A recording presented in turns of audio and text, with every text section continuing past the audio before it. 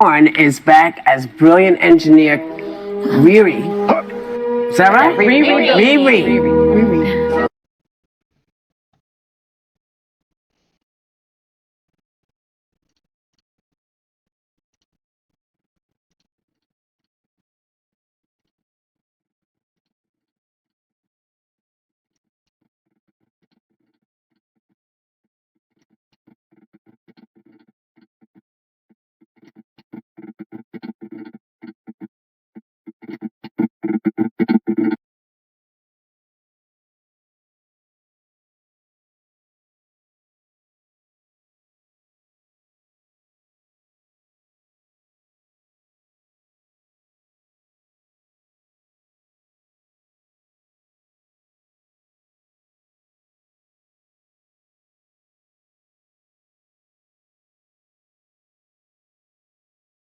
Riri Williams. How do you think Ironheart will shift the narrative for the coming generations? Yikes.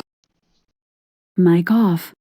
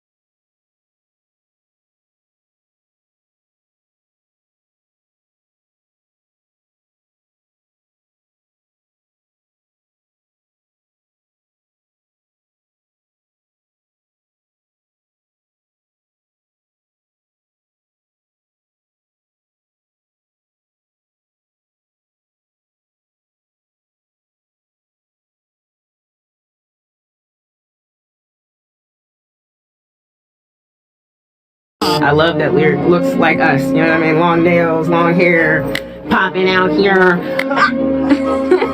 After starting on a Marvel show, like, where do I go from here? It's directed by two black women. Blackout magic! I think we have a very special message. I think you're gonna recognize who this is. For 400 years, that word has kept us down. Took a whole lot of trying just to get up that hill. Now we up in the big leagues. Getting out turning back. How does that make you feel? Like one of the original Avengers saying that. Loves Iron Man too. Get on the bandwagon. It's here. We're here. And Tony's on the bandwagon, so you know what's the problem. Exactly. RDJ is here. It's nice here. Good morning. You went full retard, man. An imbecile. Like the dumbest mother that had ever lived. Just farting in bathtubs and laughing your ass off. It's high science, man. It's art form. You an artist. Oh my god, thank you. Never go full retard. Nerderotic.com.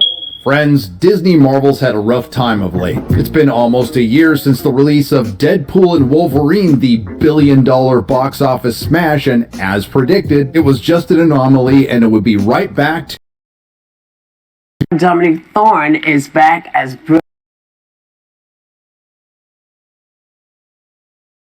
Mic Says on. she's like a range singer with a singing talent.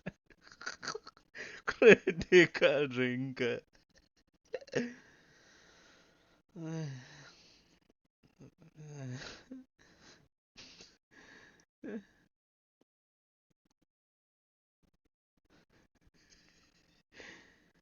Fuck man, it was good fun.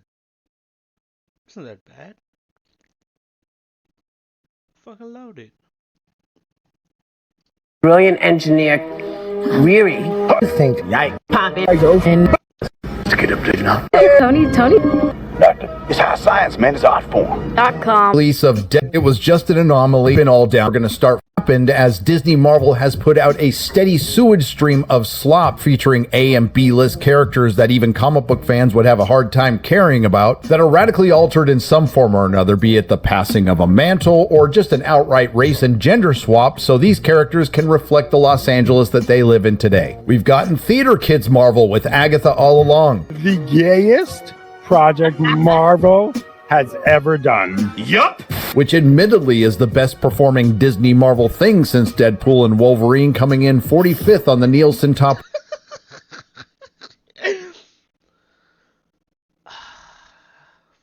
40 fucking fifth. 100. Yeah, well, there's no accounting for taste. But after that, Captain African American flopped, Daredevil flopped, the Thunderbolts flopped. And you know the House of Mouse and Marvel, the House of Out of Ideas, was expected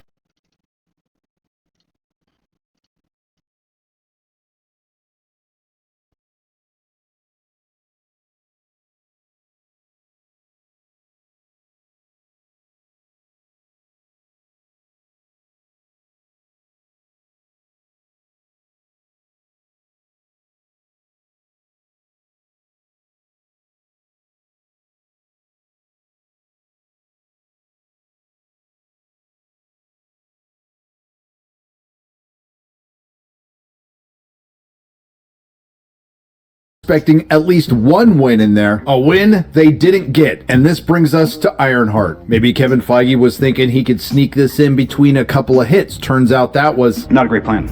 not only not a great plan, the worst plan in the history of plans. If you recall, Ironheart was announced on December 10th, 2020, and filming was completed in November of 2022. And then Kevin Feige actually watched it. It was at this moment that he knew. He f***ed up. And after 2.5 years and almost a dozen attempts to re-edit this turd, they could delay it no longer, and they finally released a trailer in the shortest amount of time in Marvel's history and herstory between any MCU project's first trailer and its release date. Iconic.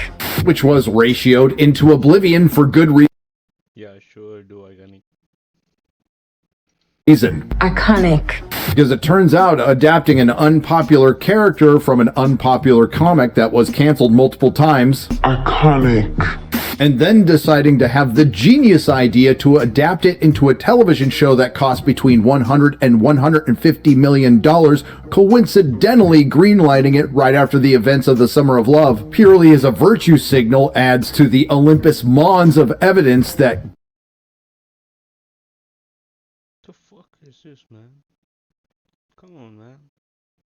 Bob Iger and Kevin Feige, Don't know what the they're doing. and despite Kevin Feige himself reportedly saying that Marvel feels more like homework than entertainment, Ironheart requires homework. But it's really not that much. According to Disney Plus, all you need to watch is Iron Man, Iron Man 2, Iron Man 3, Doctor Strange in the Multiverse of Madness, Black Panther, Wakanda Forever, and What If. But there is some good news. You don't have to watch any of that or this show. So, after almost a half a decade from conception to excretion, Ironheart has arrived. And unsurprisingly, we have to break this meme out one more time because our expectations were low, but holy f***. Keeping in mind, Kevin Feige in these last 5 years had every opportunity to shit-can this for the write-off, but instead, he made the worst mistake imaginable by actually releasing it. And no, it's not being undersold. After 3 episodes, this is by far the worst live-action Marvel ever made. It is indeed the Marvel's acolyte.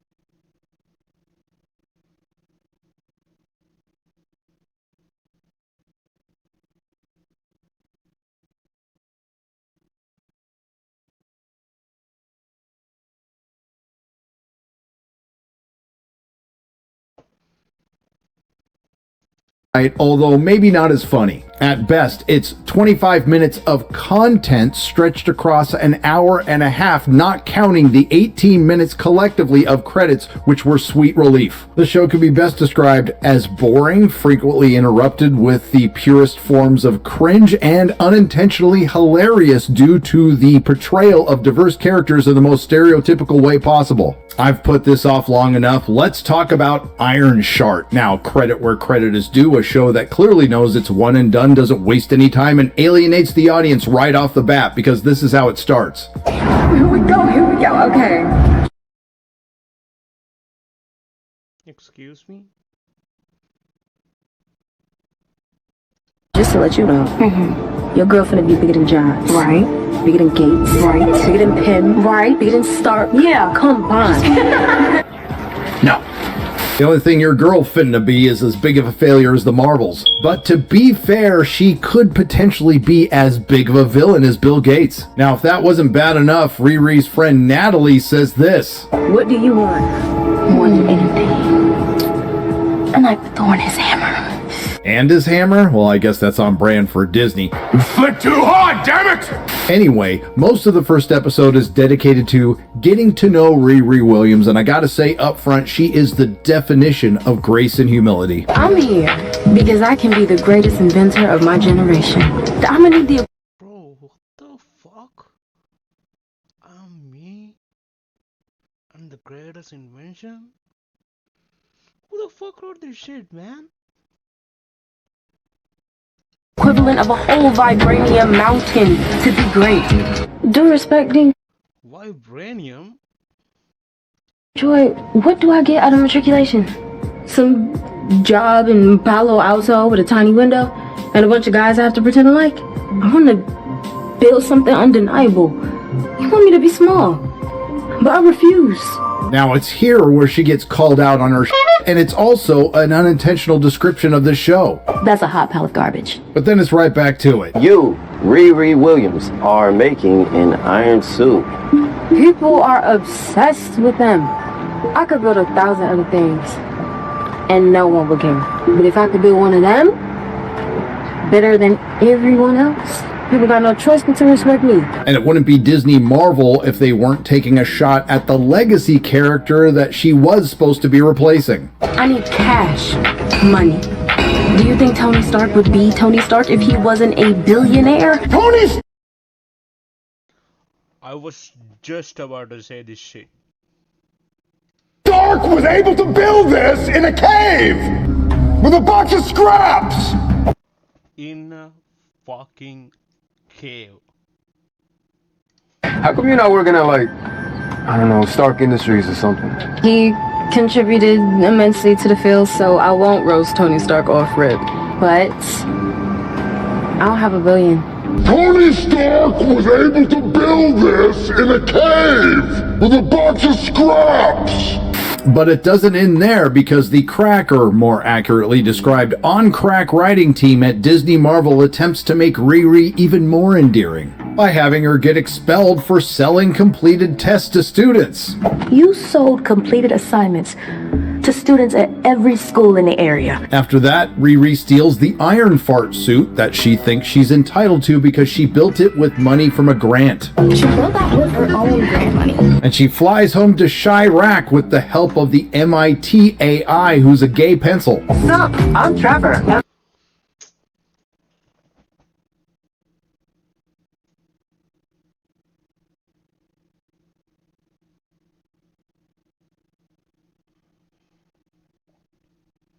Yo, thanks for the message, man.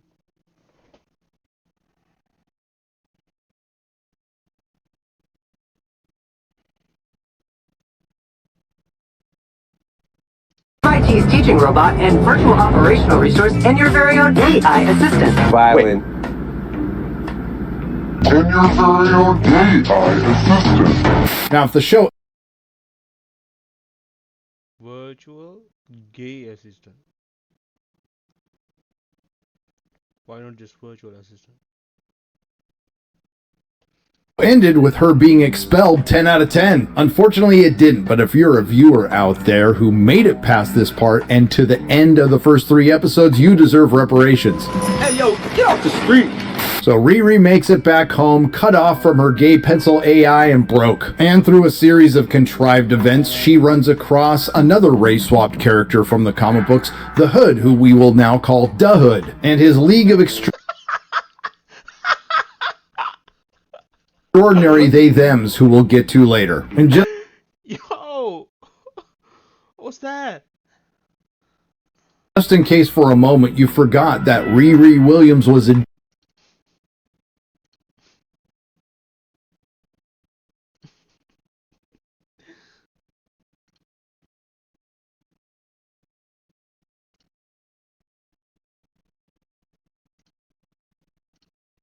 genius, they decide to remind you again. I heard Riri Williams was a genius, but I said to myself, Parker, you gotta meet this kid up close. Quick reminder, that was a line of dialogue that was written by a human, delivered by a human, sound edited by a human, edited by a human, and approved by a human, and actually released by other humans. After some slight apprehension, Riri Williams decides to knowingly join this criminal organization when they promise they don't hurt anybody. Look, I don't want to hurt anyone. It's not like that. Okay, so what do you do? Theft, extortion, breaking and entering. See, it's fine. Now, most of the next 2 episodes dedicate an excruciating amount of time reconnecting Riri Williams with her dead best friend who's now an AI. So for the sake of your valuable time and our collective sanity, I'll try to get through this briefly. The one component Riri Williams needed to get her suit working again was an AI, which she was able to pull off after knowingly taking money from a criminal organization. While she was trying to replicate the AI of the isolationist ethno-state Wakanda through plugging her brain into her laptop, she fell asleep thinking about her dead best friend, which manifested her into artificial intelligence. I think at this point it's prudent to point out Disney Marvel's efforts to show the lived experience of marginalized people, because it turns out Riri's stepdad Gary and her friend Natalie were killed in a drive-by shooting. Message! And now Natalie is back as an AI and an acronym. You could call me Neuro-Autonomous Technical Assistant and Laboratory Intelligence Entity instead. Give me some of the pain and let me die. Bro, it takes fucking forever just to say that name, man. What do you mean? So imagine, you're in a fucking emergency. You have to call your fucking assistant. And you start that shit. Bro, by the time like it actually appears, you're done, man. You fucked. Admittedly, the AI Natalie is a far more likable character than Riri Williams. What's the message there? Well, you'll have to ask Disney Marvel. And their scenes together can be summed up with this. Bruh. You know nothing about this man. Don't laugh at me. That's right.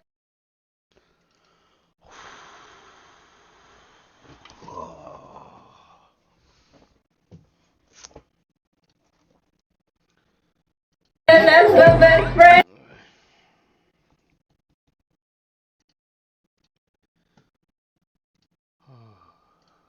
Wait a fucking minute.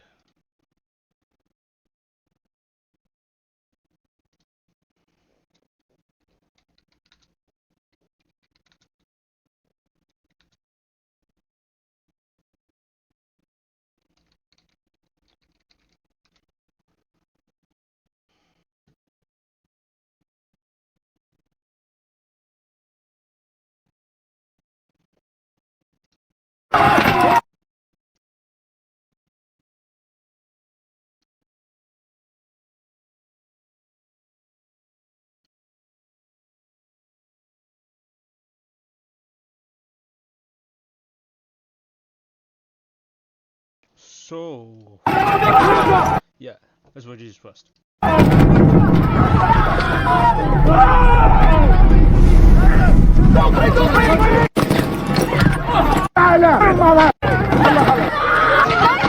Hold on. Special lieutenant.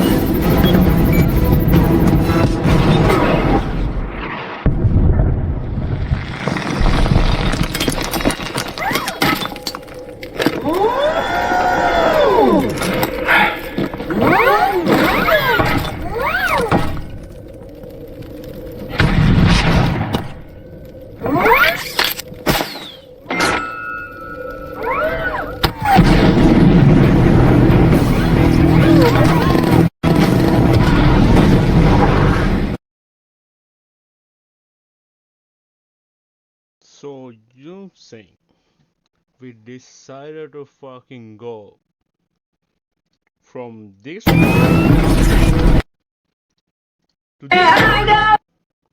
to this one, bruh.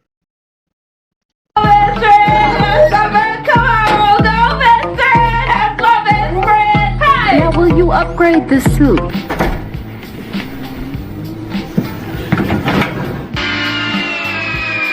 Bro, that was me, man. I'm not gonna fucking lie, that was me. Now, Riri still needs some components for the suit she stole, and this brings us to the trademark Disney Marvel turning a formidable character from the comics into an ineffectual male. And it also might be one of the saddest examples of a downward career trajectory. Alden Ehrenreich, the former Han Solo from Solo, hashtag Solo Lost Money, now playing, and we're just gonna cut to the chase on this one, Ezekiel Zeke Stain, son of Obadiah Stain, who keeps his pop's remains in a Ziploc bag.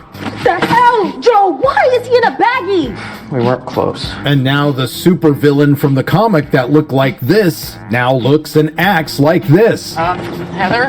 Hey, neighbor. Hello. Think you could stop letting your dog poop on my lawn? Are you crying? Sorry, sometimes it just happens. It's totally involuntary. And you come knocking on my door with that same iron energy. It's a non-starter, Riri. Why is there a sweaty middle-aged white man at my door? I'm 36, respectfully. But at least there's a great bonding scene between Riri and Zeke to Alanis Morissette. Want to hear the most annoying sound in the world?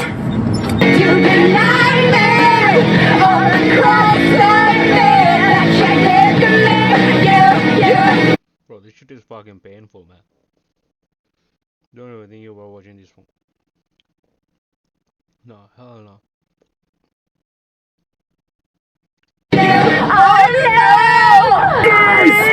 I would rather play Warzone. Honestly. I'm not even fucking joking.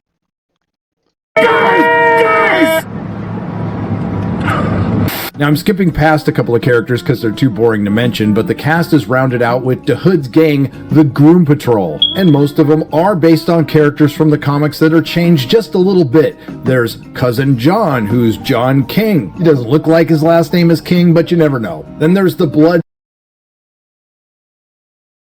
He's not okay, he's fucking.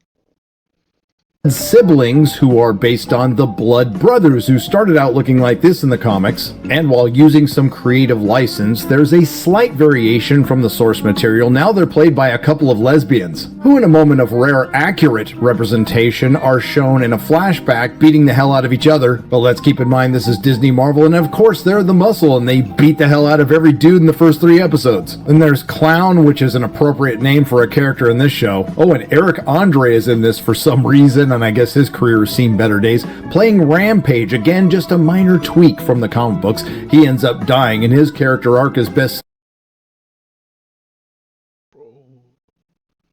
Bro. Fuck, man. Shit is fucking painful. Summed up by my good friend Az's meme. And last but definitely not least, there's Shea Coulee's Slug, who looks like this in the comics, and I have to admit the resemblance is uncanny. I don't want to toot my own horn or anything, but I'm kind of one of Madripoor's most wanted. Toot. And for the 5s and 10s of people who actually watch this show, you may be surprised to find out that this is his first acting gig. It's created by yours truly. Old meets new. on steroids. Wait a minute. I lost comms with Riri. Roll call. You there?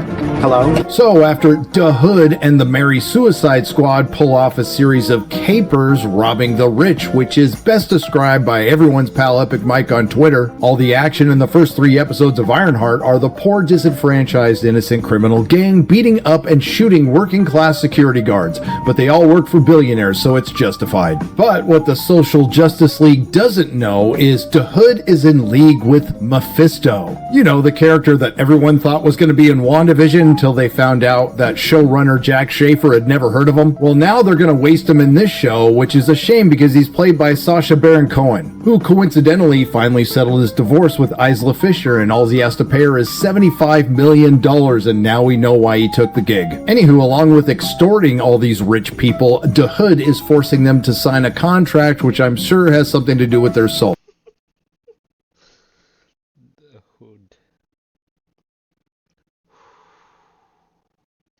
You know, the thing that will be slowly draining out of anybody who's not a seasoned pro watching this. And to save what's left of mine, let's get this over with. After the super intelligent AI Natalie susses out eloquently that Da Hood is sketchy, I sense some crazy energy radiating off Parker. I don't know what it is, but it ain't from around here. I think Parker is wrapped up in some sketchy shit.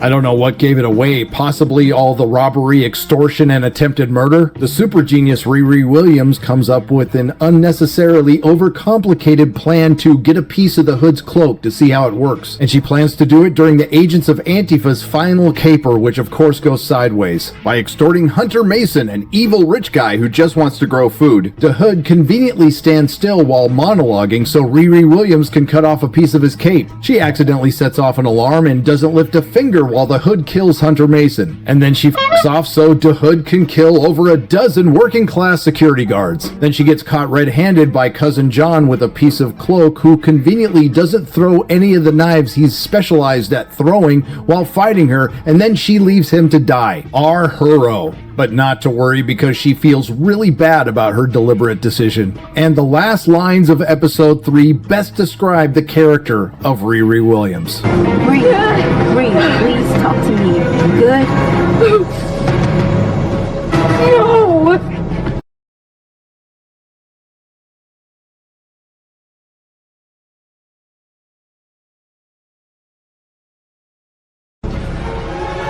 No, I'm not. Just like with the comics, the only way to logically interpret Ironheart is to see it for what it is, a villain origin story. So let's recap this. Ironheart, a show for the modern audience that's meant to lift up and represent marginalized people, features a protagonist who's an unlikable, insufferable, selfish narcissist who's consumed with being iconic, who lies, cheats, steals, and is responsible for at least 2 deaths. Her stepfather and her best friend get killed in a drive-by shooting, and every other character is a one-dimensional DEI cardboard cutout. The only question I have after watching this is, what does Marvel have against what they call marginalized people? And all this is thanks to the worst writing and acting in Marvel history, going back to the Electric Company. Except for this, which may go down in history as the best bit of acting of all time. Quite frankly, you have been a horrible steward of Stark's legacy. Acting. Bro, they fucked it up. Like, it's done. Most things Disney Marvel of late, meaning the last half decade, the cycle will repeat over this monstrosity. Fans will be blamed, the accusations of review bombing have already started, and I would agree in this case, you gotta be kidding me. And once all this stalls out, we'll probably start it all over again with the Fantastic Four, featuring the female Silver Surfer, which Disney Marvel desperately needs to be a hit. Bottom line is, Marvel knew that Ironheart was going to be terrible. That's why they barely promoted. I don't know for what fucking reason they decided to do this shit, man. It doesn't make any fucking sense. The one who actually watches this movie is dudes. Just dudes. And their fucking kids. And they give us this shit. it and dumped it all within 8 days. Kevin, buddy, you should have had the balls to cancel it because you keep repeating the same mistakes. Ironheart is indeed the most comic accurate representation of a horrible character from an awful comic made into an even worse streaming show. And the only thing it will be remembered for is being an iconic failure. Nerderotic.com. Yeah, man, I'm out. I won't look at this shit anymore. Peace out.